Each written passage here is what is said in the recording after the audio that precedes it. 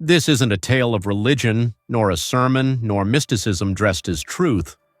It's the true account of a man who crossed the boundary of what we call death and came back with insight. His name was Edgar Cayce, and he spoke not from belief but from experience, offering a glimpse into what lies beyond this life.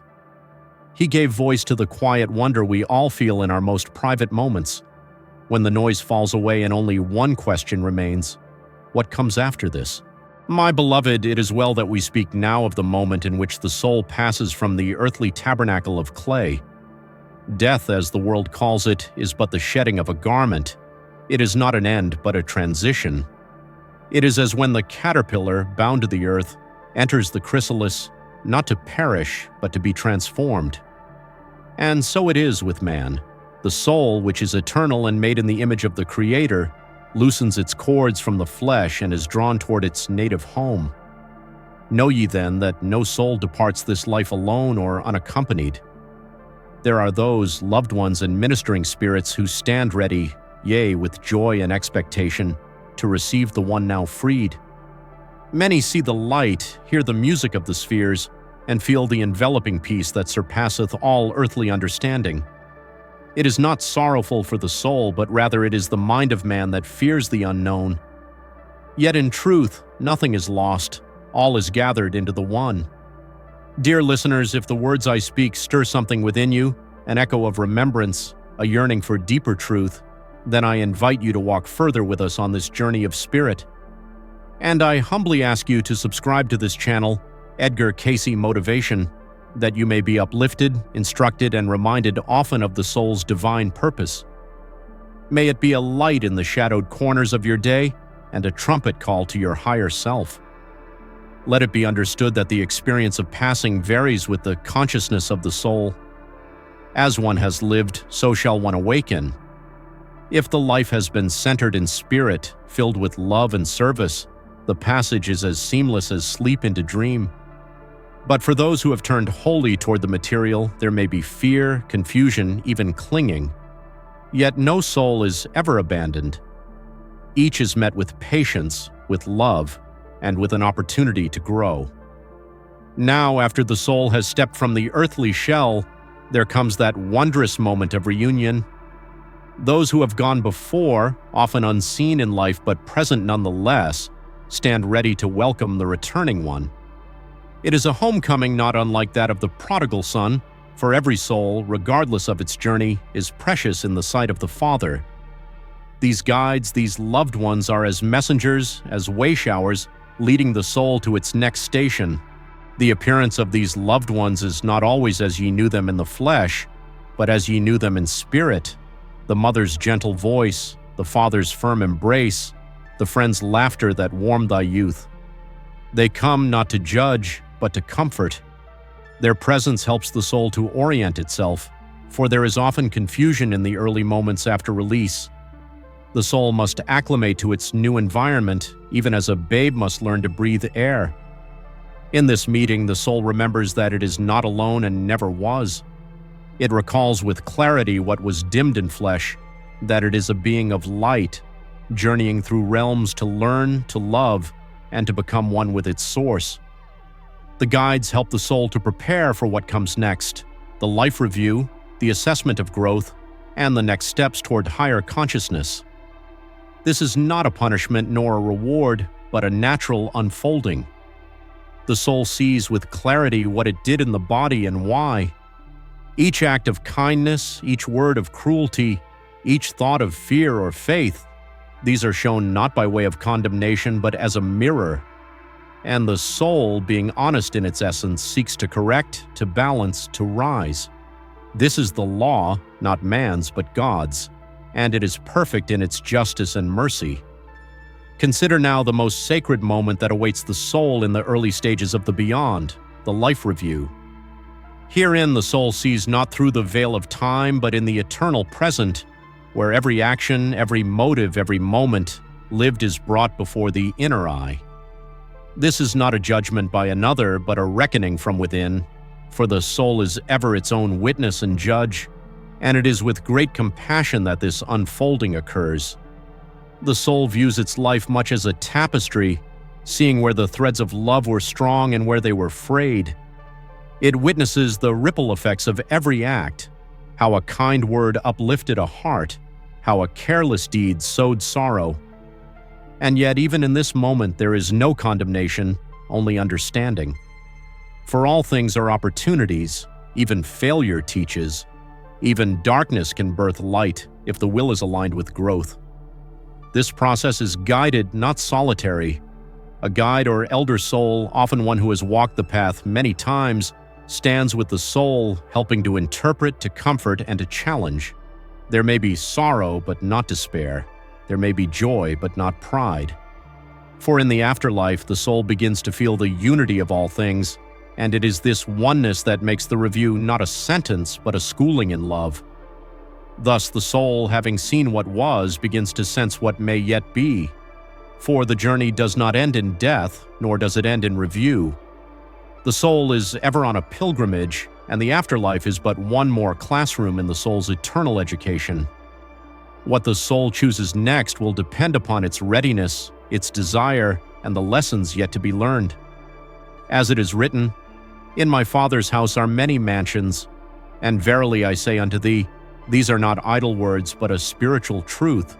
For after the soul passes from the earth, it does not rest in a single place, but journeys through levels, realms, each in accordance with the soul's light, its readiness, and its attunement to divine law.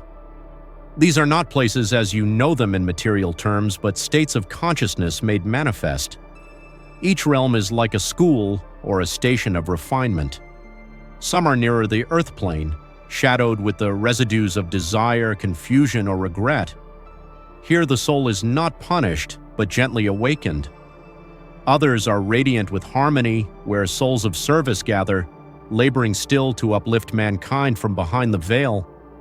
There are those even higher, where the Christ light is felt without shadow, where thought becomes form and love is the law. In these realms, the soul finds companions of its vibration. As like attracts like in the material, so it is magnified 1,000-fold in spirit. Thus the proud may dwell with the proud, the kind with the kind, the wise with the wise. Yet always, always is there the hand of guidance, an opportunity to grow, to choose again, and to draw nearer to the divine. For love does not forsake any child of the Father, so the soul, now free from flesh but bound still by its inner condition, is drawn, by the law of attraction, to the place where it may learn what it must. There is no arbitrary assignment, no external decree. Rather, the soul goes where it has made itself fit to be, and if it desires greater light, then that yearning becomes the seed of its next experience, in spirit or in flesh, according to the law. Among these many mansions is one known to many mystics and seers, the astral plane. This realm is near to earth, and many souls pass through it soon after death. It is a place of reflection, where thoughts take form quickly and where the soul is clothed in what it has fashioned through desire and imagination. Herein lies both its beauty and its peril, for what the soul believes, it beholds. In the yet astral cities and temples exist not by brick and stone, but by the substance of thought. A soul who has cultivated harmony, beauty, and truth will find itself surrounded by such. But one who lived in fear or vengeance may encounter shadows, born not from hellfire but from the residue of its own misunderstandings. These too are teachers, and no soul remains forever in any single state unless it wills it so. It is here that many linger, some briefly, some for what you would call centuries. They are drawn to the familiar, to people, to habits once cherished, and many earthly hauntings, unexplained presences, and dreams come from souls who have not yet moved on, still holding to earth's vibrations. Thus the prayers of the living, the love of family, the reading of sacred texts, all these help the soul find peace and continue its journey. The astral is also the place where the soul begins to understand the power of the mind. Thoughts are creative forces, and in this realm they build or destroy quickly. Therefore, it is here that many learn, sometimes joyfully, sometimes with struggle, how to govern thought, to align desire with divine will, and to rise toward realms of greater light and harmony. Let it not be forgotten that the soul carries with it the memory of all things. Nothing is lost in death. Every word spoken, every deed done, every motive hidden in the heart is written in the Akashic records, the book of life. And upon leaving the body, the soul becomes more aware of these truths, not less. The memory of past lives, past choices, and past intentions comes not as a burden, but as a key to understanding the soul's present state. Karma is not punishment, it is law, as natural and just as gravity, as sure as sunrise. As a man soweth, so shall he reap. But it is not retribution, it is opportunity. For even in the afterlife, the soul begins to plan. It sees what it has sown, and it longs to balance what is unbalanced, to heal what has been wounded, to serve where once it only took. This is grace in action, the mercy of divine law. Karma determines not only the soul's conditions in the afterlife, but also its next incarnation, if return to the material is needed. It is not assigned by a judge, but chosen with the help of guides and elders. The soul says, "Let me return to that village, to that soul I wounded, to that work I left unfinished." And thus what you call fate is most often the answer to the soul's own petition to grow. And yet karma is not only weight, it is also wings. For every act of love, every sacrifice made in service, every truth spoken at cost becomes a light in the soul, a treasure in spirit, a grace that draws it upward. So remember, ye who hear these words, your thoughts matter, your deeds echo, and your intentions shape worlds. Not only here, but beyond. Now that the soul has passed through the review and has seen clearly the condition of its being, it stands at a crossroad, not unlike the choice that lies before every soul daily in the material world. But here the options are different: to rest and remain in the spiritual realms for a time, to serve among other souls in spirit, or to return to earth and continue the work of purification and growth through another incarnation. Know ye, the soul is not forced, for divine will never compels. It invites, it guides, it shines a light before the feet. And so, with the counsel of wise spirits, teachers, and the soul's own inner knowing, a decision is made. Some are weary and must rest. They dwell in realms of peace where the soul may meditate, learn, and find healing from earthly struggles. There, the soul may contemplate the eternal patterns of life and prepare its next steps. Others, awakened by what they saw in the life review, seek the path of service. They become helpers of those still bound in flesh, or ministers to the newly arrived. They whisper to sleeping hearts, they appear in dreams, they give strength to the weary. These are the ones who return not in flesh, but in vibration. Their joy is in helping others move toward the light, and in so doing they rise still further in understanding. Still others, desiring more growth or seeking to balance debts of love and law, prepare to return. Yes, even reincarnation is part of the soul's journey, not to punish, but to perfect. The soul selects the time, the parents, the body, and the challenges it shall face. It enters again the world of men, clothed in new flesh, but carrying the old record. And thus the journey continues, not in a circle, but in an upward spiral toward the source. Verily I say unto you, Christ is the way, not as dogma, not as creed, but as the divine pattern. In the afterlife, the presence of Christ is not limited to those of one faith or teaching. Rather, he is the light by which all are measured, the love by which all are healed, the pattern by which all are perfected.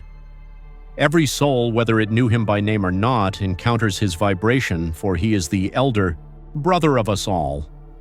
In the realms where the light is brightest, where harmony flows like a river and love is the air that souls breathe, there is the Christ consciousness in its fullness. Some behold him as a form, others as light, still others as a voice within that calls, uplifts, and strengthens. But all know it, none can deny it, for it is the very music of the soul's origin. And those who have prepared themselves in life to receive that light feel instantly at home in his presence. Yet, his presence is not reserved for the so-called righteous alone. Even in the lower realms where confusion and sorrow abide, the Christ walks. He does not turn his face from any soul. Rather, he reaches down again and again, saying, "Come unto me, ye who are heavy laden." He offers the same path to all, to awaken to the truth of spirit, to live with love, and to remember one's divine heritage. In the afterlife, then, the soul knows what it only suspected in life, that the Christ is not merely a teacher of old, but the living spirit of truth, the bridge between man and God, the pattern of perfect manhood and divinity in one. And so the soul yearns not only to see him, but to be like him, and thus begins again the process of becoming. Let it be known, my friends, that the afterlife is not a place of idle rest, nor a reward for belief alone. It is a continuation, a next step, a higher classroom in the eternal journey of the soul toward its creator. Each realm serves a divine function, offering the soul what it most needs, whether that be understanding, healing, correction, or preparation for service. No experience is wasted, all is used by the Spirit for growth. The purpose of these realms is not to separate, but to unify, not to condemn, but to refine. Just as in earth we learn by experience, in the afterlife we learn by reflection. The soul sees more clearly, feels more deeply, and is more aware of the effect of its thoughts and deeds. Therefore, every realm, from the shadowed to the sublime, becomes a step toward greater oneness with the Creator. Those who think of heaven as a place of endless leisure misunderstand the soul's nature. The soul rejoices in progress, it delights in labor that uplifts, it longs to know more, to serve more, to love more. And so, in the afterlife, souls take up tasks, helping newly arrived spirits, guiding incarnate minds, preserving truths, healing wounds in others. This is the joy of the Spirit, to give. Remember then that death is not an end. It is a movement into deeper life. The soul that has awakened in the flesh to its purpose will find greater clarity beyond the veil, and the soul that was asleep shall be stirred to remembrance. Every experience after death is tailored by divine law and infinite mercy to bring the soul closer to its true home, in God who is love. Now, beloved, know this: time in the earth is not as time in spirit. In the afterlife, what ye call time does not pass in hours or days, but in experience, awareness, and movement of consciousness. 1,000 years may be as a moment, and a moment of realization may be as a season. The soul is not governed by the rotation of the sun, but by the light within. It grows, reflects, and rises not by clocks, but by choices. In this state, perception is widened. The soul sees past and future more clearly, often simultaneously. That which was fragmented in the body becomes whole. One may recall not just a single life, but many threads from the tapestry of the soul's long journey. It sees patterns, connections, and the reasons behind what once seemed cruel or unjust. This knowing brings both peace and a holy responsibility. Many souls, upon crossing over, are at first surprised. They ask, "How long have I been here?" But the question fades as awareness grows. Some remain in the lower planes for what seems like centuries, yet others rise swiftly because they have prepared the way while still in flesh. Time, then, is not delay or acceleration, it is expression. And progress is measured in the deepening of love and the awakening of truth. Therefore, worry not how long it shall take. Fear not the passage of time, whether here or beyond. For the soul is eternal, and the Father is patient. The journey home is not a race, but a remembering. And each experience, rightly used, brings thee closer to that for which thy soul has longed since the beginning, to be one with the source from which it came. It may surprise some to know that the veil between this world and the next is not thick. It is rather made thin by love, by prayer, by purity of heart. And so, many of you have felt the touch of those who have gone on before, not in fantasy or imagination, but in truth. For the soul does not lose its power to love, to care, to speak. It only changes the method by which it reaches you. Often in the stillness, in the moment between sleep and waking, in dreams, in sudden thoughts that warm the heart, these are moments when the soul of the departed draws near. If the mind is attuned, if the spirit is willing, communication flows like breath. The dead are not dead, but alive in God, and they seek not to haunt, but to help. They are with you still, especially in times of sorrow, decision, or transformation. Yet caution is necessary. Not every voice from beyond is of the light. Discernment must be cultivated. As in the world, there are those who understand and those who wander. Seek not contact for curiosity or spectacle, but in prayer and service. Ask for the light of Christ to shield and guide. Then, if it be in harmony with divine law, communication shall come as a blessing, not a burden. Thus know ye that love is stronger than death. Bonds of the soul are not broken by the grave. When ye remember those departed with love, when ye speak their name with blessing, when ye live in a manner that honors their spirit, you are in communion with them. This is not fantasy. It is spirit, it is law, it is truth. And it is available to all who seek it with purity of heart and selfless intent. Now understand this sacred truth. All that has ever been thought, felt, spoken, or done is recorded, not by man, but by the Spirit. These are the Akashic records, the book of remembrance, the living memory of the soul and the universe. It is not a ledger of judgment, but a mirror of growth. It records not just the deed, but the intent behind it, and it reveals the soul's pattern through many lives. These records are accessed not only by the soul in the afterlife, but also by those who attune themselves on earth through deep meditation, prayer, and service. The soul, once freed from flesh, views these records more clearly. It sees the roots of habits, the reasons for certain sufferings, and the meanings behind long-forgotten events. And in this knowing, it begins to understand divine justice and its place in the greater plan. Some souls, more developed, serve as readers of these records.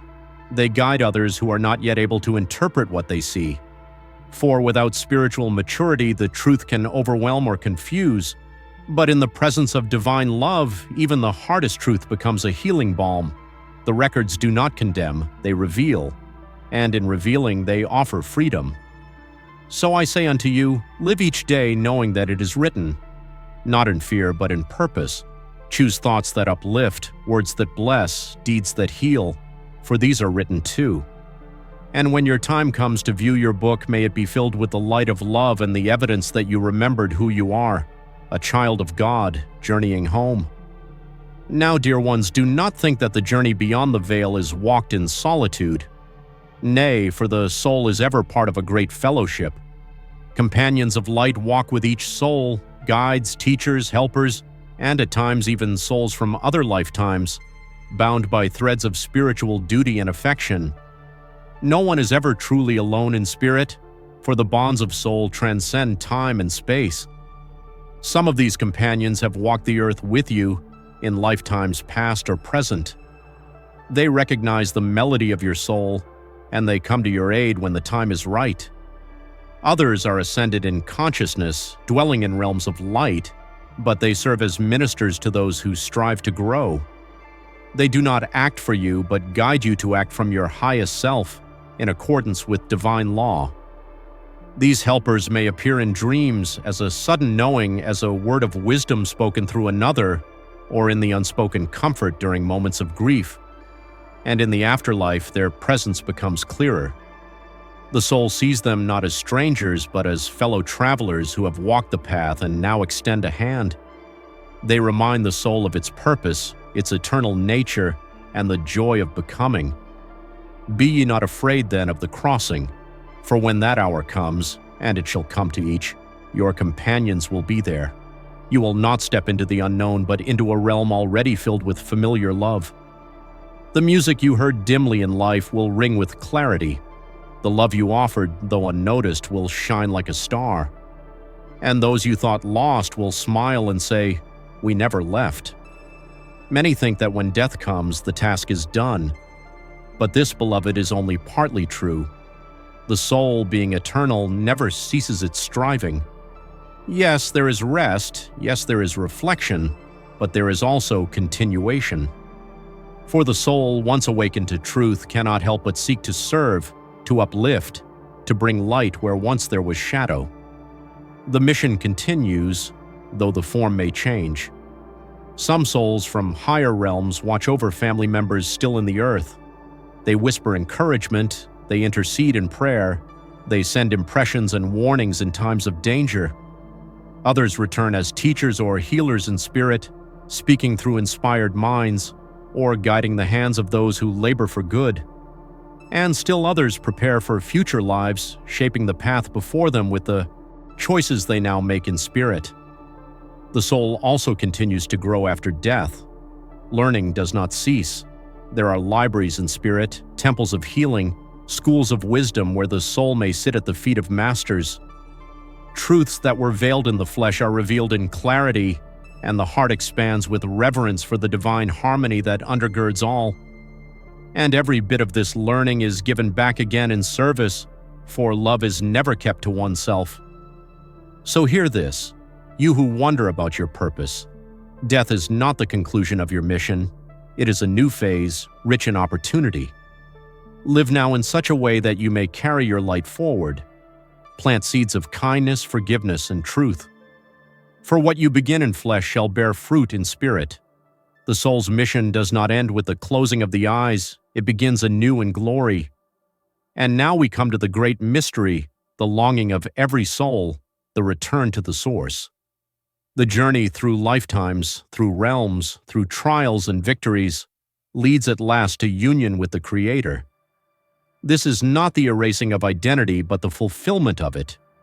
For the soul, made in the image of God, must return to that likeness, not by force, but by love, by will, by the choice to become as He is.